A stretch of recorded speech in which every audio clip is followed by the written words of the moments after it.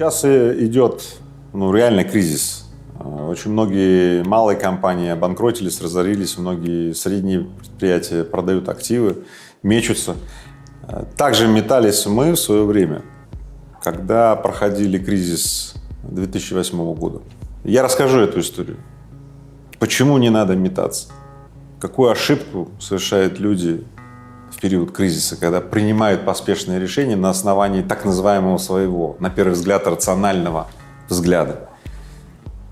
И какие уроки надо извлекать из каждого кризиса, чтобы следующие кризисы проходить легче. В 1998 году мы были очень маленькие, и кризис 1998 года нас сильно не застал, мы его не заметили. Нас сильно потрясло, но мы были такие маленькие, легкие, что мы оказались на гребне волны и просто поплыли дальше, и все. А вот в 2008 году нас накрыло очень серьезно. У нас были огромные кредиты, и когда банки пришли отзывать эти кредиты, банки, кстати, до этого позиционировали, что они наши друзья, и тут они пришли отзывать кредиты и сказали: ну все, вам кирды. Кстати, банки так себя ведут всегда, и поэтому тот, кто берет кредит у банков, должен всегда знать, что пока все хорошо, банк друг, когда все плохо, банк тебя ограбит. И когда ты берешь у банка кредит, знай, что когда будет плохо, банк придет и увеличит твое плохо в несколько раз. Вот, соответственно, в 2008 году мы, будучи иллюзорными молодыми предпринимателями людьми, мы наслушались консультантов, банкиров и так далее, набрали кучу кредитов. И, конечно, когда банки пришли отзывать деньги, нам было не просто не очень хорошо, нам было очень хреново, потому что мы вдруг поняли, что все, что мы делали 15 лет, все это в один момент превращается в ноль. Нет, не в ноль, в минус. Потому что есть репутация предпринимателя, человека, бизнесмена, есть внутреннее ощущение, которое в этот момент не просто обнуляется, а уходит в минус. В общем, кто был в этой ситуации или сейчас находится, он меня понимает прекрасно. У меня вот сейчас аж мурашки идут по телу такие, прям, я так вспоминаю это все. Ну, в общем, пришли эти банкиры, сели и говорят: вот, все, приплыли. Мы как бы говорим: ну, дайте нам отсрочку, мы там заплатим и так далее. Они говорят: не, мы не даем рассрочку. То есть они конкретно пришли забирать наш бизнес. У нас залоги, конечно, ключевых активов сделаны, мы брали кредиты под залоги этого, да. В общем, они пришли за залогами. Ты знаешь, я не знаю, что произошло, но я вышел из комнаты переговорной, я пошел к себе в кабинет, взял автомат.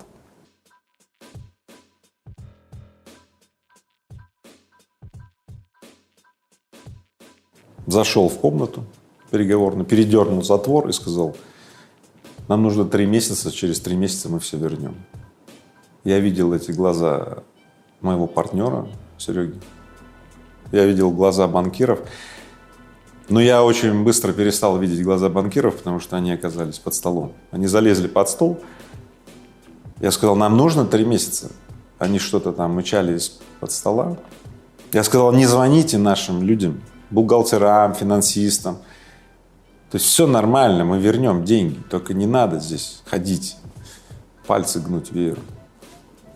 В общем, они ушли. Конечно, меня партнер очень сильно ругал. Да я и сам знал, что я перешел какую-то линию, но это был тот случай, когда мое тело, мое сердце, моя душа, оно само вело меня куда-то, потому что надо было избавиться от давления этих банкиров, потому что они реально парализовывали деятельность нашей компании. Финансовые директора, бухгалтера, когда каждый день получает 5 звонков, что вам кирдык, вам банкрот, компания перестает функционировать. Ну, короче, смотри, это была очень сильная травма, душевная, моральная, потому что в тот кризис мы уволили огромное количество людей. Людей, которыми, это как семья, понимаешь, ты когда новые бизнесы настраиваешь, ты строишь их, ты храм строишь, и тут тебе приходится этот храм взрывать. В этот же момент мы чуть было не продали несколько только что построенных заводов. Слава Богу, что никто не купил так быстро. Слава Богу, что в этот момент один немец стал для меня наставником. Он сказал: Игорь, Я прошел 7 кризисов. Первые 3 кризиса я метался, продавал активы, фиксировал что-то и так далее. Сейчас у меня 7-й кризис. Мы провели с ним 5 часов. Он рассказал мне все нюансы и все особенности своего опыта, 45-летнего опыта. И я сделал такие выводы, которые я бы не мог сделать так быстро.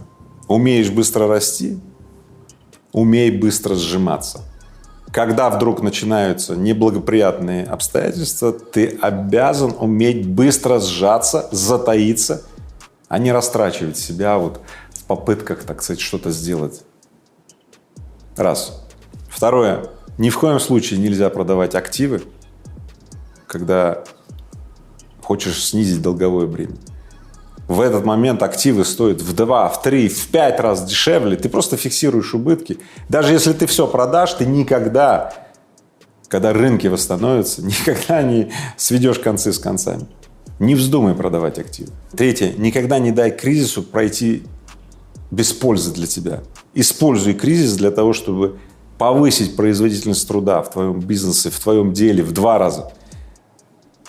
Чтобы сделать так, чтобы, когда придет следующий кризис, ты легче переживал его. Четвертое. Никогда не брать долгосрочные кредиты у банков. Это настолько снижает мобильность и дееспособность в принятии решений, это привязывает тебя на некий путь и рельсы, которые ты не можешь нарушить. А если ты нарушил, то ты отдашь все, что наработал до этого, и в результате ты становишься рабом. Отсоединись от внешнего мира, кредиторов, которые тебя будут пытаться разорвать на части и запугать, и побудить в тебе такое ощущение, что все пропало и надо резать по-живому и так далее. Отсоединись от них. Ну, по сути, вот на своем примере я тебе показал, я интуитивно это сделал, когда я достал автомат и сказал банкирам: не мешайте нам, мы за 3 месяца здесь разберемся для компании. И мы разобрались. Да. Ну, где-то мы сократили склады, где-то мы уменьшили оборотные активы, да. Мы нашли деньги, мы отдали половину долга, да. А другую половину мы рефинансировали в другом банке. Мы справились. Но для этого нам нужно было войти в состояние вот этого, знаешь, такого несуетного действия, да, неиспуганного, такого подвижного мозга, который постоянно ищет, что же еще является доказательством того, что все пропало. Нет. А у спокойного ума, трезвого, который понимает: да, любые обстоятельства, выживать надо в любых обстоятельствах. О том, что сейчас в Exist Академии я учу своих учеников, как выживать в любых обстоятельствах. Даже шторм, даже большой шторм, даже невероятно большой шторм, когда никто не выживает, как выжить в этих обстоятельствах. Это навык, это приемы, это практики, это привычки, в конце концов, и это особое представление. Кризис — это не время для уныния. Вообще любой кризис, каждый кризис — это не время, чтобы унывать. Кризис — это повод выиграть, повод изменить какие-то внутренние настройки в себе, чтобы перенастроить себя на как минимум выживание, как максимум процветание. Поэтому запомни одну простую фразу: кризис как повод выиграть.